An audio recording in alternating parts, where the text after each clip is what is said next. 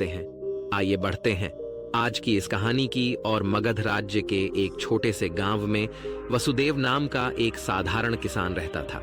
वसुदेव एक मेहनती और ईमानदार व्यक्ति था, लेकिन उसका जीवन कष्टों से भरा हुआ था।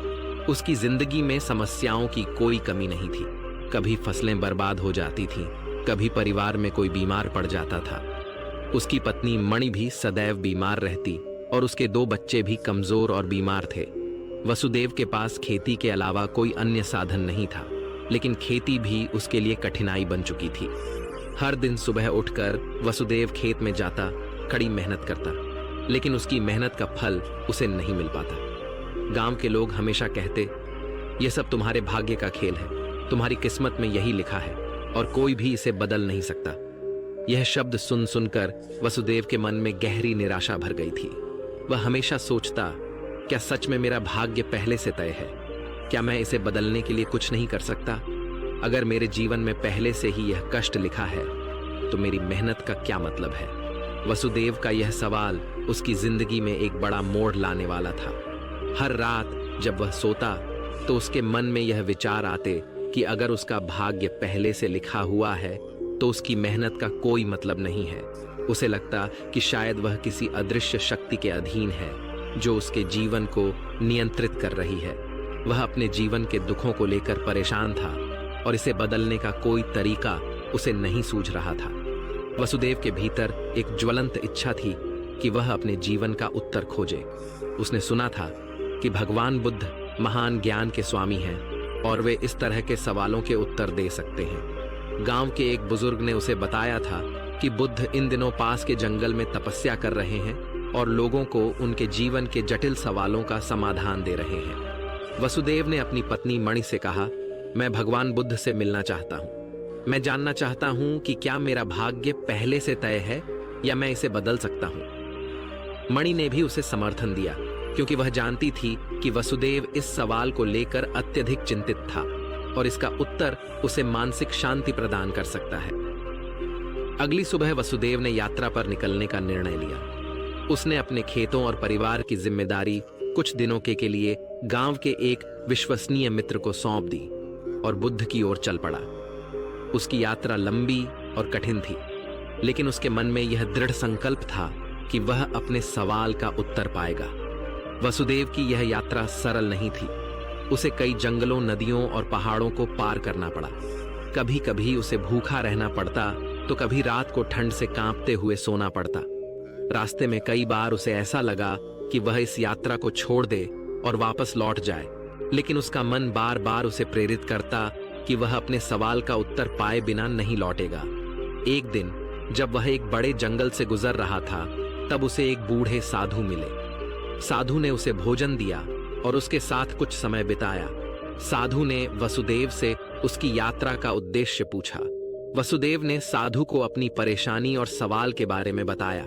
साधु ने उसकी बात सुनकर कहा, तुम सही रास्ते पर हो पुत्र। भगवान बुद्ध ही तुम्हें इसका उत्तर दे सकते हैं, लेकिन याद रखना, उत्तर तुम में ही है। बुद्ध तुम्हें केवल मार्ग दिखा सकते हैं। कई दिनों की यात्रा के बाद वसुदेव अंततः बुद्ध के आश्रम पहुंचा। आश्रम एक शांतिपूर्ण स्थान था, जहां हर तरफ हरियाली थी और एक अद्वितीय शांति का अनुभव हो रहा था। वहां बहुत सारे लोग पहले से मौजूद थे जो बुद्ध के प्रवचनों को सुन रहे थे। वसुदेव ने बुद्ध के दर्शन करने का अवसर पाया। जैसे ही वह बुद्ध के पास पहुंचा, उसकी आंखों में एक अजीब सी चमक थी, मानो उसे अपनी सारी समस्याओं का हल मिलने वाला हो। वसुदेव ने विनम्रता से बुद्ध को प्रणाम किया और कहा, भगवान, मैं वसुदेव हूं। मेरा जीवन कष्टों से भरा है। लोग कहते हैं कि यह सब मेरे भाग्य का लिखा है। क्या मेरा भाग्य पहले से तय है? क्या मैं इसे बदलने के लिए कुछ भी नहीं कर सकता? बुद्ध ने शांत स्वर में कहा, वसुदेव, तुम्हारा सवाल गहरा है और इसका उत्तर तुम्हारे भीतर ही छिपा है, लेकिन मैं तुम्हें एक कहानी सुनाता हूं जो तुम्हारे सवाल का उत्तर देगी। बुद्ध ने वसुदेव को एक सरल लेकिन गहरे अर्थ वाली कहानी सुनाई। उन्होंने कहा, वसुदेव, मान लो कि तुमने एक बीज बोया है।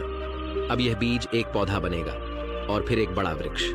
लेकिन यह वृक्ष कैसा होगा, यह इस बात पर निर्भर करता है कि उसे कितना पानी, सूरज की रोशनी और देखभाल मिलती है। अगर बीज को सही समय पर पानी मिलता है तो वह मजबूत वृक्ष बनेगा, अगर नहीं तो वह सूख जाएगा। तुम्हारा भाग्य भी इसी तरह से काम करता है। तुम्हारे पूर्व जन्मों के कर्म बीज के समान है और तुम्हारे वर्तमान कर्म उसे पानी और पोषण देने वाले तत्व हैं। वसुदेव ने बुद्ध की इस कहानी को ध्यान से सुना, लेकिन वह अब भी अपने सवाल का पूरा उत्तर नहीं पा सका था। उसने सोचा कि क्या उसके कर्म वास्तव में उसका भाग्य बदल सकते हैं। वसुदेव के सवाल के उत्तर को और अधिक स्पष्ट करते हुए बुद्ध ने कहा, भाग्य और कर्म एक दूसरे से जुड़े हुए हैं। भाग्य वह है जो तुम्हारे पिछले कर्मों का परिणाम है, लेकिन याद रखना, यह पत्थर की लकीर नहीं है। तुम्हारे वर्तमान कर्म तुम्हारे भविष्य का निर्माण कर सकते हैं। अगर तुम सही दिशा में कर्म करोगे तो तुम्हारे जीवन में बदलाव अवश्य आएगा। बुद्ध ने एक और उदाहरण दिया। मान लो कि तुम्हारे पास एक नाव है और वह नाव नदी की धारा में बह रही है। तुम्हारा भाग्य उस धारा के समान है जो तुम्हें एक दिशा में ले जा रही है, लेकिन तुम्हारे पास चप्पू है और तुम्हारे कर्म वे चप्पू हैं जो तुम्हें धारा के विपरीत दिशा में भी ले जा सकते हैं। वसुदेव अब कुछ हद तक समझ चुका था कि कर्म और भाग्य कैसे आपस में जुड़े हुए हैं, लेकिन उसके मन में अब एक और सवाल उभर रहा था। उसने बुद्ध से पूछा, भगवान, अगर कर्म ही हमारा भाग्य बनाते हैं तो क्या इसका मतलब यह है कि जो भी मेरे साथ अभी हो रहा है वह मेरे पूर्व कर्मों का ही फल है? और अगर मैं आज से अच्छे कर्म करना शुरू कर दूं तो क्या इससे मेरा भाग्य तुरंत बदल जाएगा? बुद्ध मुस्कुराए और उत्तर दिया, वसुदेव, यह महत्वपूर्ण है कि तुम वर्तमान के महत्व को समझो। तुम्हारा वर्तमान कर्म तुम्हारे भविष्य को गढ़ता है, लेकिन यह प्रक्रिया धीरे धीरे होती है। जैसे एक बीज से वृक्ष बनने में समय लगता है। तुम्हारे पिछले कर्मों के परिणाम को बदलने के लिए धैर्य और निरंतरता की आवश्यकता होती है। यह मत सोचो कि तुम्हारे जीवन में बदलाव तुरंत आ जाएगा। सही कर्म करने से जीवन की दिशा अवश्य बदलती है, लेकिन उसका फल धीरे धीरे आता है। फिर बुद्ध ने एक और कहानी सुनाई। एक किसान ने अपने खेत में बीज बोए। पहले साल बारिश न होने के कारण फसलें नहीं उग पाई। किसान निराश हो गया और सोचा कि यह उसका भाग्य है, लेकिन उसने हार नहीं मानी। अगले साल उसने फिर से बीज बोए और इस बार बारिश सही समय पर हुई। उसकी मेहनत रंग लाई और उसे अच्छी फसल मिली। किसान का यह अनुभव दिखाता है कि कर्म लगातार करना होता है, भले ही उसका फल तुरंत ना मिले। वसुदेव के मन में अब भी यह सवाल बना हुआ था कि क्या अतीत के कर्मों को पूरी तरह से बदला जा सकता है?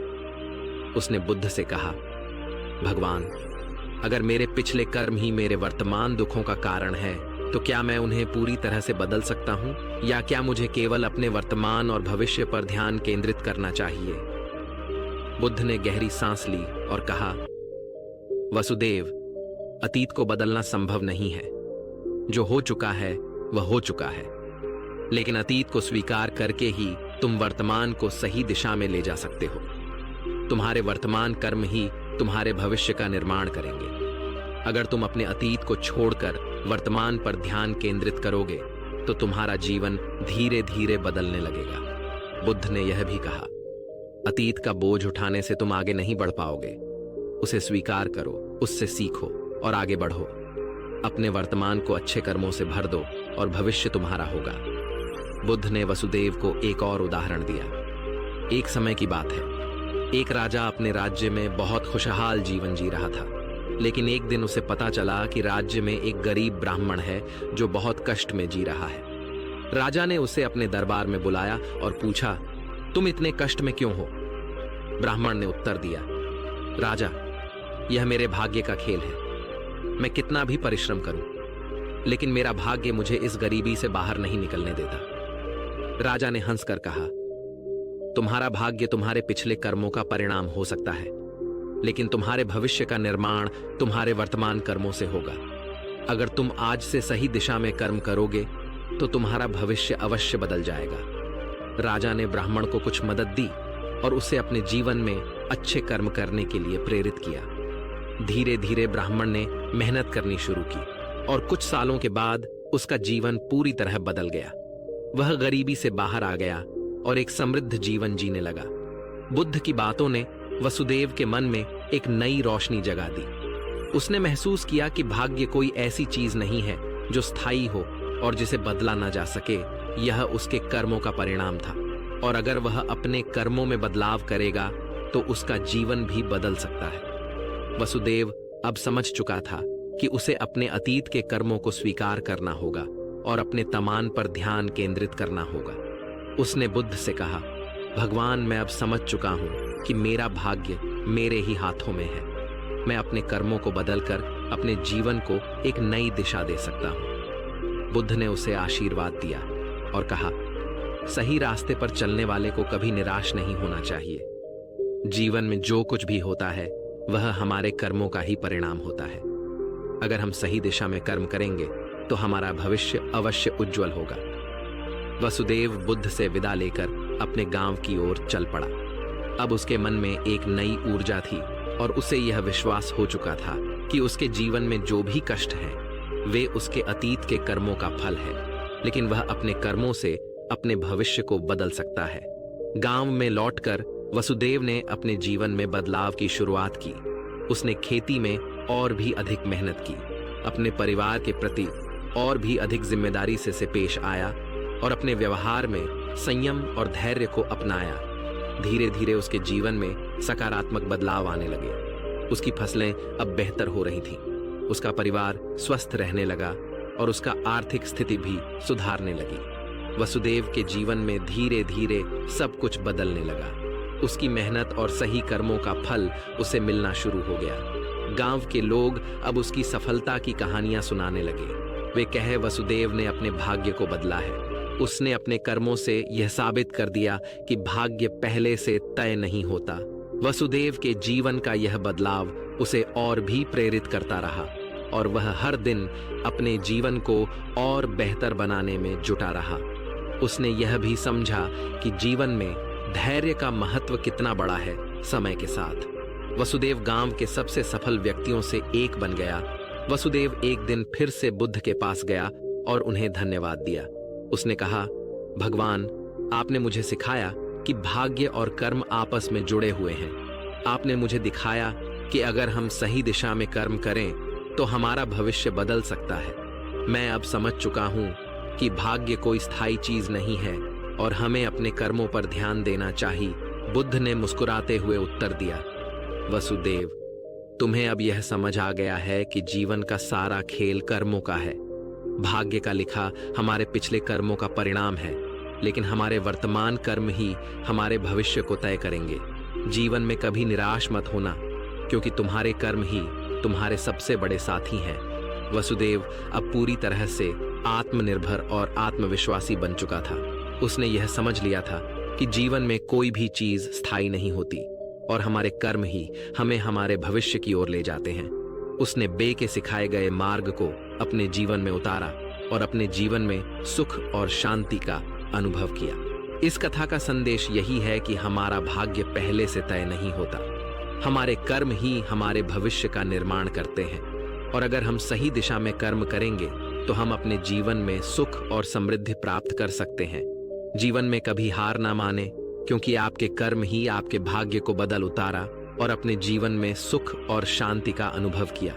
इस कथा का संदेश यही है कि हमारा भाग्य पहले से तय नहीं होता। हमारे कर्म ही हमारे भविष्य का निर्माण करते हैं, और अगर हम सही दिशा में कर्म करेंगे तो हम अपने जीवन में सुख और समृद्धि प्राप्त कर सकते हैं। जीवन में कभी हार न माने, क्योंकि आपके कर्म ही आपके भाग्य को बदल सकते हैं। 2. अगर आपको हमारी कहानी अच्छी लगती है तो हमारे चैनल को जरूर सब्सक्राइब कीजिए, ताकि हर एक ऐसी कहानी सबसे पहले